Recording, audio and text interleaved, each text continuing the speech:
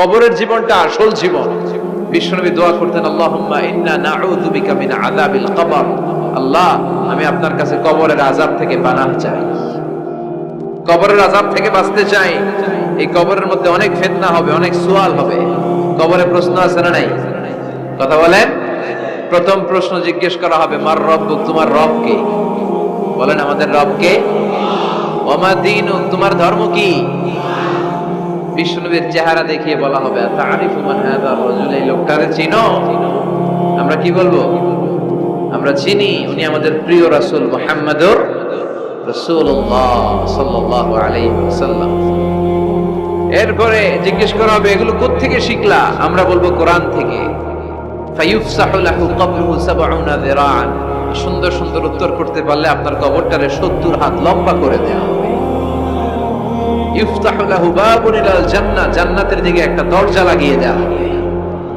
ইউলবাসু মিন লিবাসি আহলিল জান্নাহ, জান্নাতীদের পোশাক পরিয়ে দেওয়া হবে। জান্নাতের পোশাক কেমন হবে জানেন? রেশমের পোশাক। ওয়া লিবাসুহুম ফিহা হারির, the dress will be in Jannah with fine green silk with the gold embroidery. জান্নাতে যারা থাকবে তাদের পোশাক হবে পাতলা সবুজ রঙের রেশমের কাপড়ের পোশাক, যেটার মধ্যে গোল্ডের, স্বর্ণের ডিজাইন করা, এমব্রয়ডারি করা থাকবে।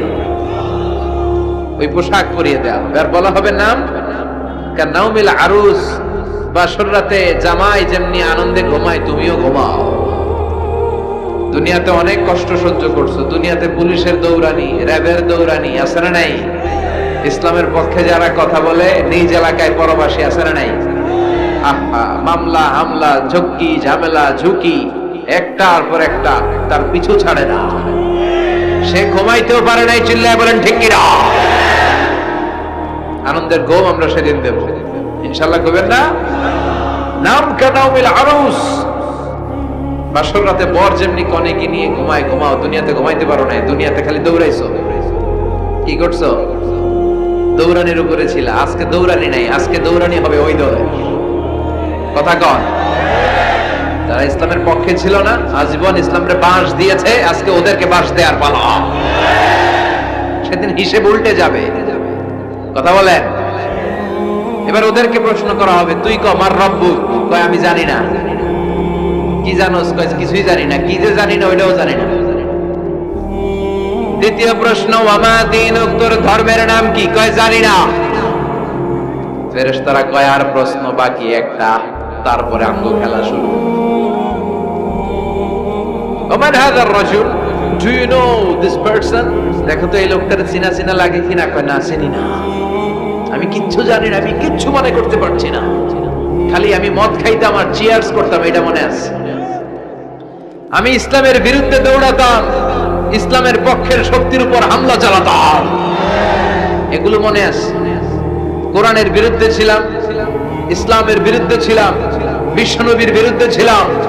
বিশ্বনবীর বিরুদ্ধে আমি বিষোদাগার করতাম, ইসলামের বিরুদ্ধে আমি জনপ্রচারণা চালাতাম। আজীবন আমার জীবনটারে আমি কাটিয়েছি ইসলামের বিপক্ষে। সুদ, ঘুষ, দুর্নীতি, যৌতুক, মদ ছিল আমার নিত্য সঙ্গী। আমি কিচ্ছু মনে করতে পারছি না, আমার ধর্ম নাই, আমার কিছুই মনে নাই। ফেরেশতারা বলবে ঠিক আছে, এবার আঙ্গ খেলা শুরু।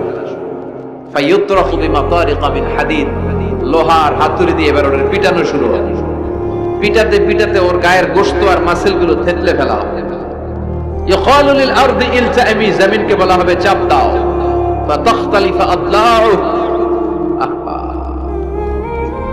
ওয়াল আয়াদু বিল্লাহ। কবরের এক পাশের মাটি আরেক পাশের মাটি এমন ভাবে চাপ দিবে, ডান পাশের পাঁজরের হাড় বাম দিকে ঢুকে যাবে, বাম দিকের হাড়টি ডান পাশে এসে যাবে। ওর চিৎকারে পুরো কবরস্থানটা থারথার করে কাঁপবে। ওরে বাঁচানোর তখন কেউ থাকবে না। ওর ক্ষমতা, ওর দাপট, ওর হুঙ্কার, ওর অহংকার ওরে বাঁচাতে পারবে না। চিল্লায় বলেন ঠিক কিনা? হাত্তা সা, কিয়ামত পর্যন্ত, কিয়ামত পর্যন্ত এই দুর্বিষহ জীবন সময় তার কাটতেই থাকবে। আল্লাহ, কবরের এই আযাব থেকে তুমি আমাদেরকে বাঁচাও।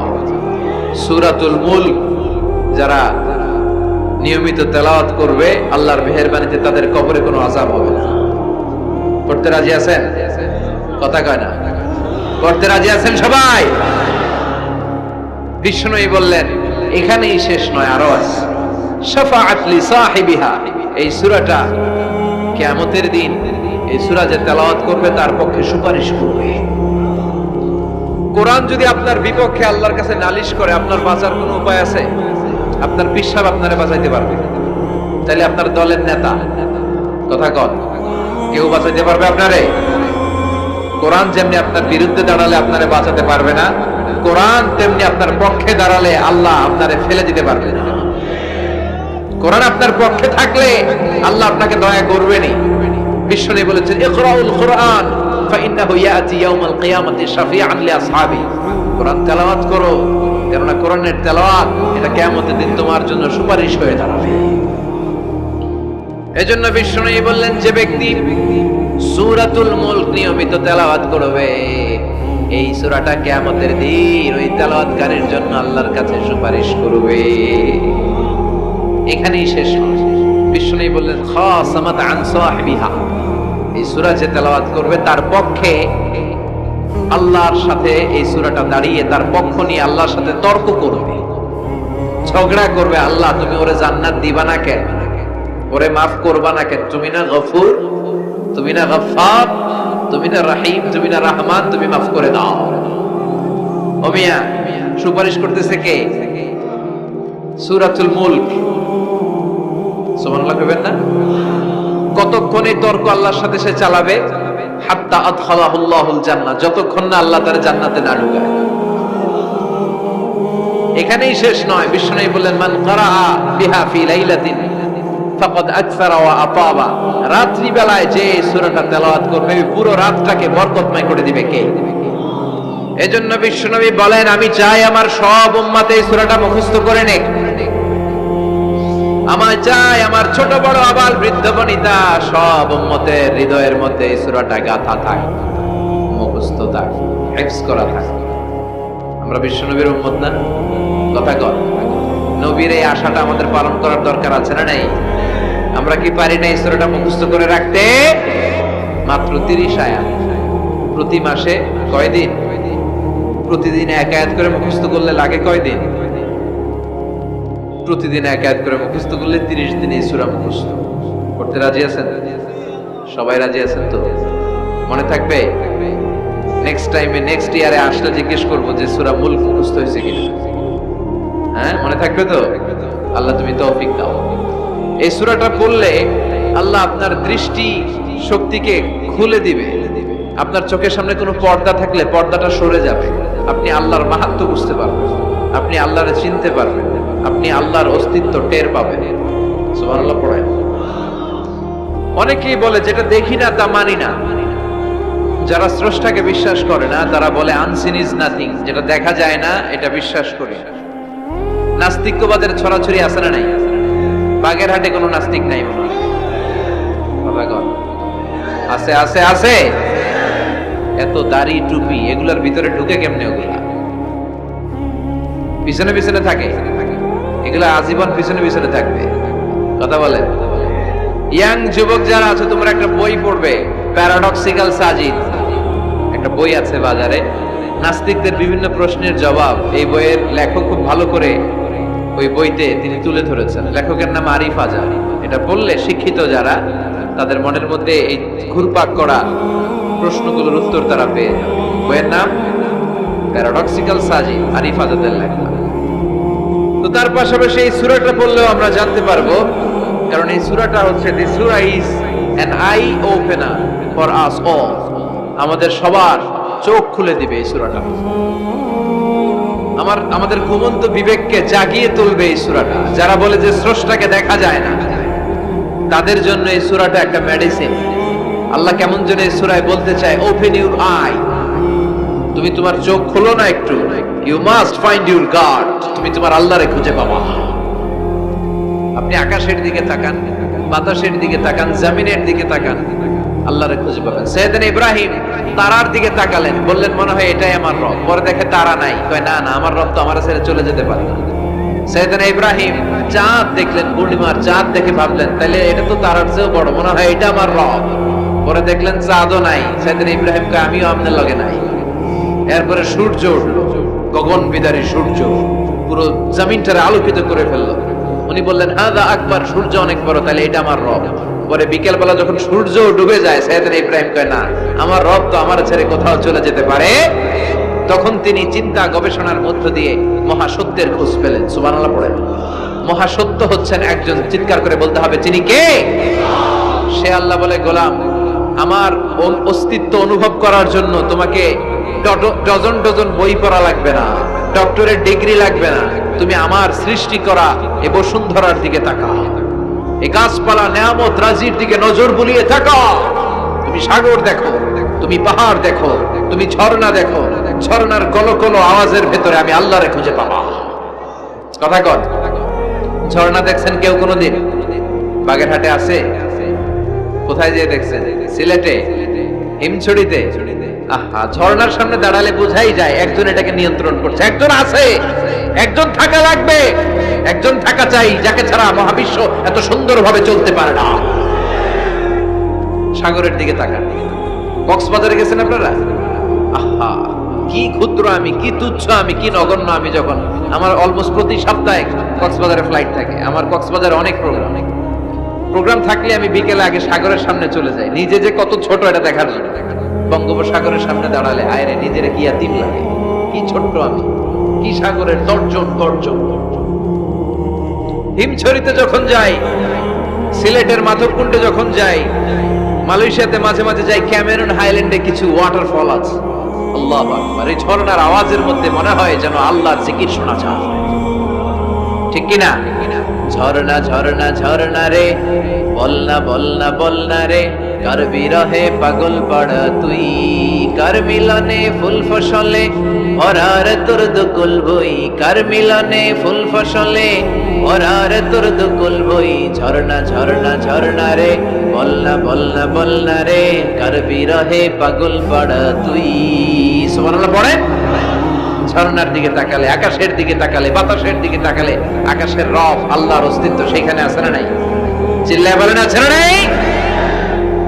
এই জন্য নাস্তিকদের যুক্তিগুলো খোড়া যুক্তি। তারা বলে আনসিন ইজ নাথিং, যেটা দেখি না ওইটা মানি না। এরকম কিছু গাধা আছে না নাই? হাদারাম, উল্লুক্কা পাঠা, যেটা দেখি না ওইটা মানি না। আচ্ছা বলেন তো, আমরা কোনোদিন আমেরিকা দেখছি সরাসরি? কথা কয় না। টিভিতে দেখছি, বইতে দেখছি আমেরিকার ছবি, কিন্তু সরাসরি এটা আমেরিকা দেখছি, তাই বলে আমরা আমেরিকা মানি না? কথা বলেন। নাস্তিক যারা কথা বলে এরা বাতাস দেখতে পায়? উত্তর দেন, বাতাস দেখা যায়?